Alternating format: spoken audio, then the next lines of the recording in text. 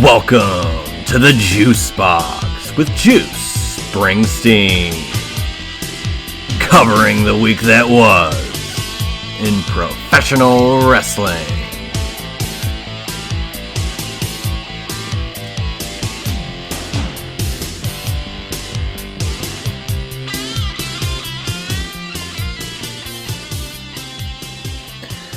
And hello everybody, and welcome once again to another edition of the Juice Box with Juice Springsteen. Of course, I am said man in the title of the show.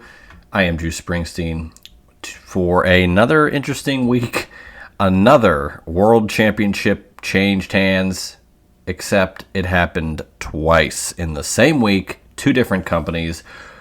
We're going to dive into all of that. But first, as always, follow me on Twitter at JuicySteen. Instagram, Juicy Wrestling Closet. On YouTube at Juicy Steen. Listen to the Juice Box with Juice Springsteen on Amazon Music, Spotify, juicysteen.podbean.com, YouTube, of course, Apple Podcasts. And if you listen to it there via iTunes or on Spotify, leave a rating and review, as it does help the show grow. So, quite a bit of stuff to discuss. Now, that doesn't necessarily mean this is going to be one of those longer episodes. I, try to keep it more concise these days, especially when it's week to week. But we've got Saturday night's main event coming up in 6 days, and AEW's got Redemption, the first pay-per-view of that name, the following week, and then the week after that is SummerSlam. So 3 straight weeks of big shows. We've got prediction shows lined up for each one of those going forward here on the Juice Box. And we've got some recaps of what we had this past week and leading into what is happening at these next 3 weekends of action. We're also going to talk about, of course, a little anniversary. A couple of anniversaries, actually. We're going to touch on one that happened last year and one that happened 30 years ago. This past week, you probably can guess the identity of one, if not both, of those. So let's talk a little AEW, shall we? Where, this was the talk of the town. This was thought. This thought was cultivated by a lot, and I am once again going to champion the fact that I was on board with, now, look, this could change, but I was on board with Omega versus Ospreay 3 at Wembley Stadium for All In. I felt that, Kenny is, there's a lot left, or a lot less of Kenny's career left in front of him than there is already behind him. And while MJF is quite literally probably the biggest needle mover AEW has on a week-to-week basis, he's going to have plenty of opportunities to be world champion again. He's already a 3-time world champion. He'll have more opportunities at that. He'll have plenty more opportunities to be the main event of AEW's arguably biggest show. MJF and Adam Cole main evented the first All-In London show, which was 2023 for the AEW World Title. And, the following year was Bryan Danielson and Swerve Strickland, title versus career. And then the last one was Hangman and Jon Moxley in the, Texas death match in Texas. So there was quite a bit there over the last couple of years that MJF was a big part of each of those shows, but he was in the main event of just the first one, and I don't think that that's going to be the only time it happens. So knowing that that's likely the case, I don't see any sort of reason to be frustrated or to think or assume that MJF will never get another shot at the world title or in the main event of All In. It's naive to think that.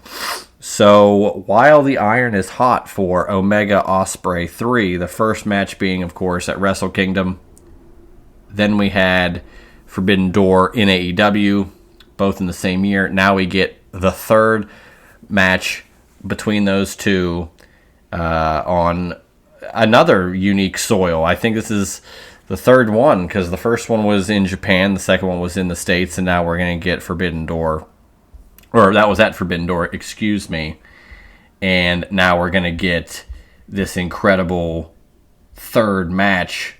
Actually, it was in the United States the last time that they did it, Ospreay and Omega, which is actually quite funny. But so now this is 3 times we'll get it on different, not continents. Is it continents? I guess it is Asia, Europe, and North America. Wow, 3 different continents. So that makes a lot of sense, to me. And I felt that this, again, strike while the iron's hot. Kenny Omega's got a limited amount of dates that he's going to probably work in the rest of his career, especially at this high level. So let's get the match going. Let's strike this huge match and ultimately probably crown Will Ospreay in London at Wembley Stadium. I mean, that's the dream. That's your Shawn Michaels dream moment. This is the Bret Bulldog Wembley match 34 years later, almost to the day. I mean, what better way to set things up for Will Ospreay, than something like this. And I just really feel as if it's the right call. It's absolutely the right call to pull this match off. Now, again, we could see a triple threat match. I could see someone else being involved. I think MJF is going to have a problem with Will Ospreay, and maybe you get MJF and Ospreay. If Ospreay wins at Redemption, he maintains that opportunity. If MJF wins, maybe it's a triple threat. I don't know. But there's a lot of ways they can dance around to get to that point. I really just hope that it's one-on-one Kenny and Will at All In. We also will have either Tekla or Willow Nightingale, who has returned to take on Mercedes Moné for the AEW Women's World Title. That's all we have for All In thus far. But, I mean, it was a hell of a match between Kenny and MJF. I was happy to see Kenny Omega get the victory. And it sets up All In. So sometimes I get things right. And I just felt this was the move to do. And I think AEW understood that and knew that and kind of planned this out, hoping the pieces would fall and, injuries be damned and you can kind of get to this thing. And I think that's what's going to happen. And I'm looking forward to it for sure. They also announced All Out 2026 will take place in Chicago. Hopefully Chicago is ready for the first ever pay-per-view that AEW's ever ran there. No, I kid, of course, but another AEW pay-per-view goes to Chicago. That's a hot market for them. I also felt it was very interesting considering they announced this on Monday last week, and coincidentally, we're going to be talking about something else that happened in Chicago Monday night, where CM Punk won the WWE Championship. So, Chicago is definitely still an epicenter for pro wrestling, and it's a huge deal to garner those fans, to not pick a side, but I mean, AEW says, hey, we're still running shows out here, and WWE's got, hey, we got CM Punk, we got Raw, we got a world title match, we'll see what happens, and then Punk ends up getting it. So, good for Chicago. I mean, if you were in Chicago, if I was in Chicago, I'd probably be thrilled, although at some point I might be exhausted with how many shows that AEW has put there, but I say that because Pittsburgh has only gotten a few, and I'd love for AEW to do a pay-per-view here, but I don't know if that'll be the case anytime soon. I'm not going to, hope for that, knowing that it probably won't happen anytime soon. But a guy can dream, can he? So that is what it is. But I also wanted to touch on this past week on Collision, which was announced, I think, on Friday night, that Hangman Adam Page would be returning for the first time since, what was it, March at Revolution? So, my goodness, we had this discussion of when is he coming back, how is he going to fit into the fold. He comes out, says, hey, I'm going to stick to my word. In a sense, he is doubling down. And he said, I will never challenge for the AEW World Title ever again. And it is also just interesting considering the hinge point of the AEW Dynamite episode where Kenny Omega won the World Title was if Kenny lost that match, he would never challenge for that World Title ever again. So the third time they had used that specific story and stipulation, Cody lost his opportunity, Hangman lost his opportunity, Kenny Omega followed through, third time is a charm, and we'll see what Hangman has to do at Redemption. We'll see if he's got anything cooking for All In. I'm sure he does, especially since last year at All In Texas, he had the main event of a lifetime, defeating Jon Moxley, returning the AEW World Title back to AEW proper, and concluding that Death Riders versus AEW kind of story. I say concluding because now Death Riders are kind of on the up and up as a pseudo babyface / tweener team. So it's like, well, these guys, you can't help but kind of like them, but it's also like, wow, they're really just running through kind of as a babyface team, and it is what it is. So it is kind of funny to see the transition from a year out at All In Texas to where everybody is now on the card. So we will see what happens with Hangman at All In. We'll see, Redemption's in 2 weeks. We'll see if he's got something cooking potentially for that big pay-per-view. So we shall see. But let's get into something else I wanted to bring up, kind of in the realm of AEW, purely because we don't know where he's going to end up if he does continue wrestling. But I brought this up, I think, last week. Sheamus seemingly done with WWE. I will say this. I would love to see him in AEW versus, Brody King, Ishii, Ospreay, Hangman. There's quite a few guys I'd like to see Sheamus work with. And I'd also like to present the name of Fella Farrelly as his new name. I think would be a pretty cool twist on him saying fella and his last name actually being Farrelly. So why not kill two birds with one stone, or stone two birds at once, if you catch my drift. So I'm in for Sheamus going to AEW. I would love to see him be all elite. He was having, banger after banger after banger matches in WWE, and I think that the type of matches that AEW has week to week are pretty much in that realm of hype, banger, hard-hitting, physicality-driven, and I think Sheamus would fit right in. Will he go there? I don't know. I heard some rumors that maybe some of the roster on AEW side is not really interested in having a guy like Sheamus, but I vehemently disagree. I also don't know how much I believe that. It didn't come from anybody in an interview that I know. So was it real? Was it true? Is it accurate? I tend to lean towards I will make an assumption never, and I will make my conclusion when I see things in real time, in real life, in person, on my TV screen. I'm not going to just guess, assume, think, project without any knowledge. So I brought up Chicago, I brought up CM Punk, and I'm going to bring up what happened this past Monday on Raw. It was Sami Zayn versus Cody Rhodes for the WWE title. Cody Rhodes, in the opening segment of Raw, gets powerbombed through a table backstage by Gunther.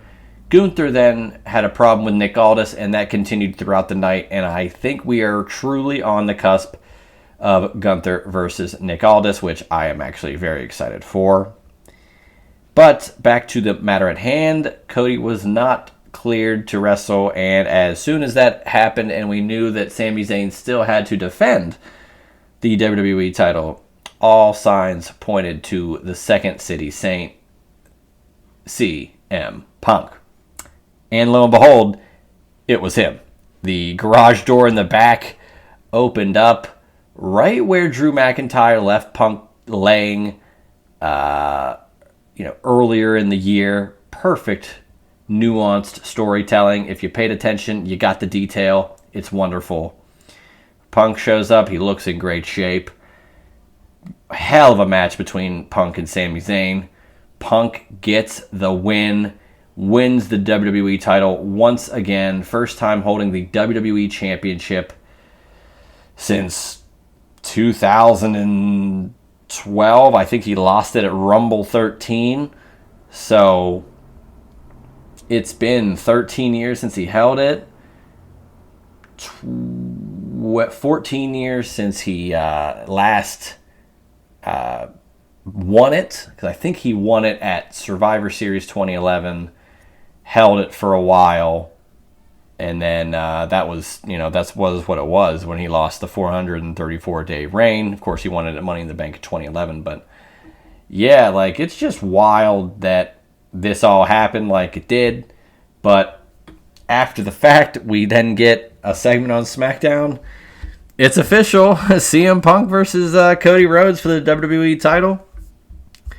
And it's wild that both Cody and Punk for the WWE title and Roman and Seth Rollins for the World Heavyweight title are practically just, we're friends, but we're kind of just workers that work together and we respect one another, but title's on the line, big bro, little bro, whatever, and we're going to get it. So I'm actually excited, though.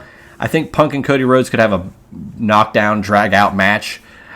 I gotta think that someone is going to turn heel in this match.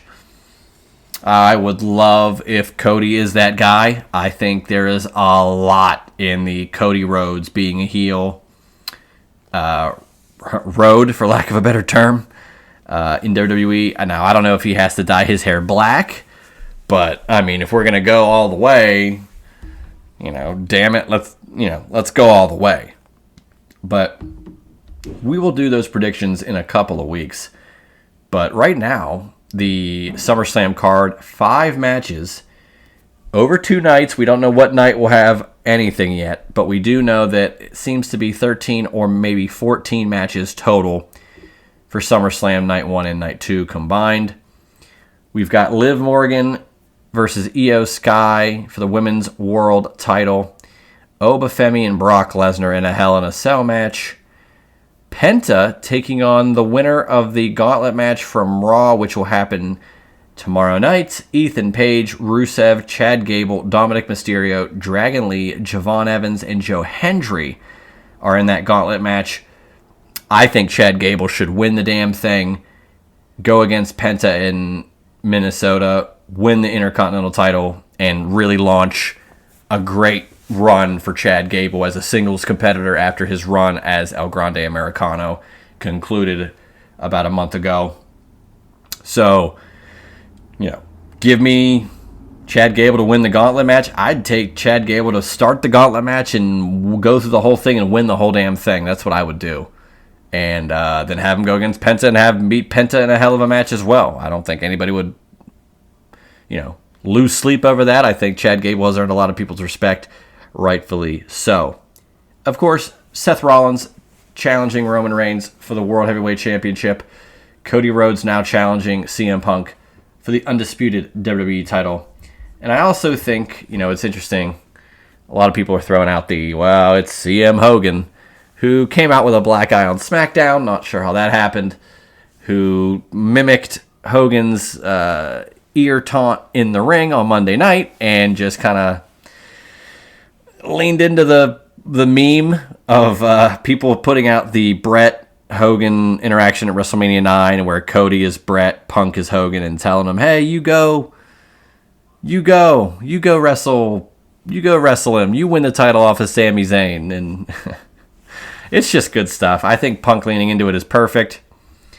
And the black eye thing is like also perfect if it's not obviously on purpose. If it's not a work, then even better for them. But if it's a work, it's incredible. But give me those guys kind of leaning into everything, and I'm here for all that. But now we get Saturday night's main event coming up this week, or next week rather, 6 days away. Saturday, July 18th, Madison Square Garden with Danhausen on the poster. So, those who didn't think Danhausen would have a prominent role in WWE missed me with all that. But first Saturday night's main event in the Garden since Saturday night's main event 35. This is Saturday night's main event 45.